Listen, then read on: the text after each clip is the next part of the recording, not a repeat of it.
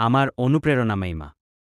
সেই ছোটবেলা থেকেই আমার মাকে দেখছি জীবনযুদ্ধে লড়াই করে যাচ্ছে, কিন্তু কখনো কোনো অভিযোগ ছিল না তার। বাবা মারা যাওয়ার পর একা হাতে ৩টি মেয়াকে মানুষ করেছেন।